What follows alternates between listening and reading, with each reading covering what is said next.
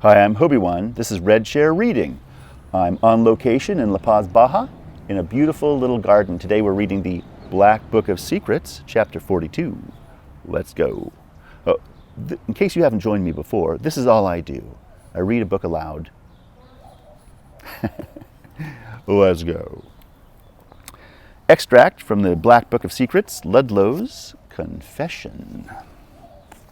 Oh, incidentally, I have to wear these or I can't see anymore. That's how old I'm getting. My name is Ludlow Fitch and I have a shameful confession. I have carried it with me to Pagus Parvis and now to this deep underground library of secrets, though I am fearful that you will think less of me. I wish to reveal it, for I can no longer bear it. You know whence I come. You know what sort of life I led in the city. I am not proud of my past, but neither will I deny it. I did what I had to do to survive. As the drink took hold of Ma and Pa, I realized they would stop at very little in their pursuit of gin. I had never expected, however, that I should become a mere pawn in their selfish games. You can imagine my surprise then when I arrived back one evening to find them lying in wait. As soon as I stepped a foot inside the attic room we called home, Ma brought down a chair leg on my skull, and I crashed to the floor. I was hardly alive as they dragged me down the stairs, feet first, my head bouncing off every step, and when Pa flung me over his shoulder, my skull throbbed even more. I don't know how long we walked. I lost track of the turns and corners, and I couldn't read the street names on account of my blurred vision. I knew we were still near the Foedus. Her smell was strong in my nostrils, and perhaps I have her to thank for the fact that I remained awake as long as I did. Eventually, however, I succumbed to the terrible throbbing in my brain, and I lost consciousness. When I opened my eyes, I was in the basement lair of Barton Gumbroot. I still hate to think of what he tried to do to me. When I managed to escape onto the street, I knew that my life was never going to be the same. The three of us chased me. The three of them chased me. All the way to the river. I could see the bridge up ahead, and I thought, if I could get there, maybe I could find help in one of the taverns, but I was slowing. I couldn't see properly, and I was running out of breath. Then, to my utter horror, Pa caught me. He grabbed me by the shoulder and spun me around. We both fell in the dirty slush as he jumped on me and clasped his hands around my throat. His strength was superhuman.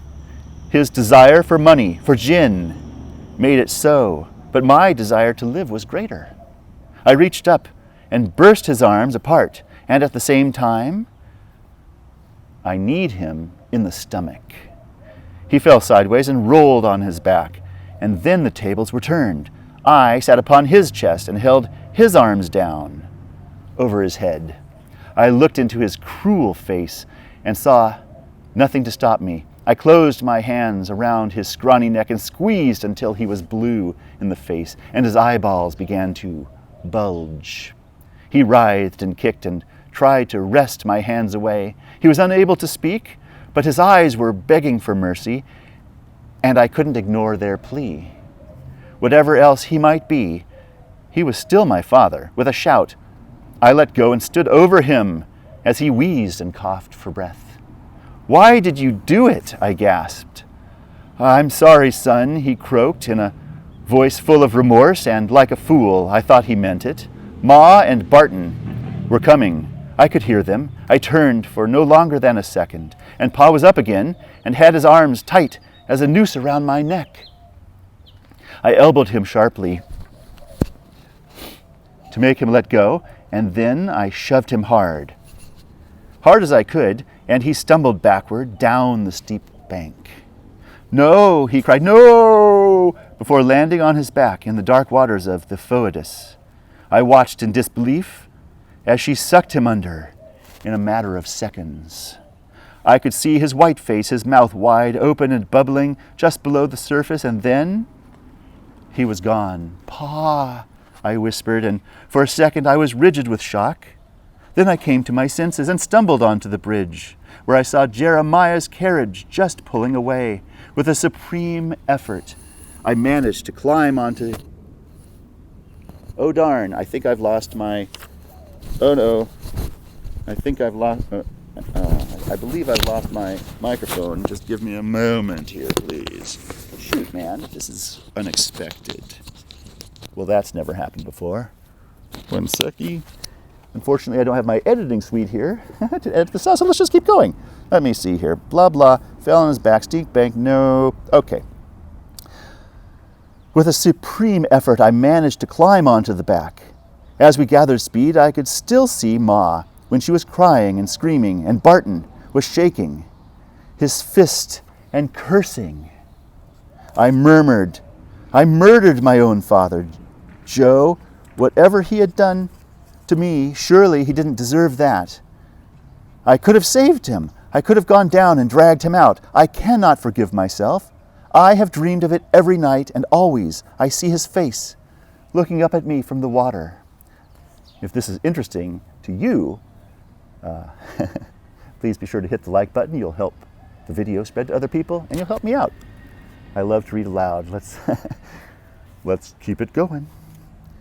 Joe put down his quill, laid a sheet of blotting paper between the pages, and closed the book. Tears streamed down Ludlow's cheeks. I'm just a filthy murderer, he sobbed. Why would you want me with you?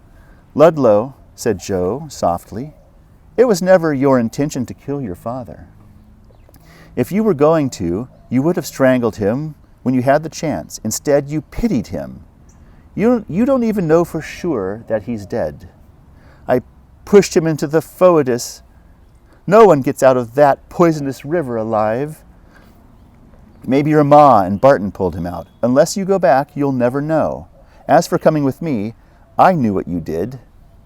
I have always known. You knew? Sniffed Ludlow. How?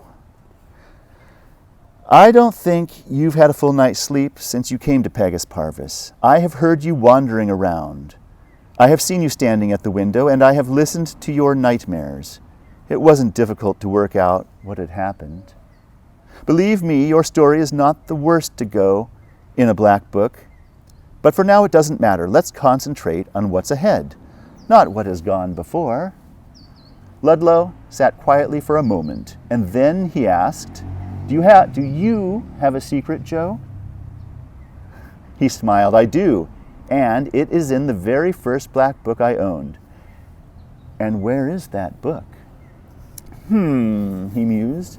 You'll have to ask Mr. Jellicoe about that. Though it is so long ago, I doubt even he would know which shelf it is on. Nice book. That's the end of chapter 42. Thank you so much for joining me. I'll see you again for chapter 43. Bye.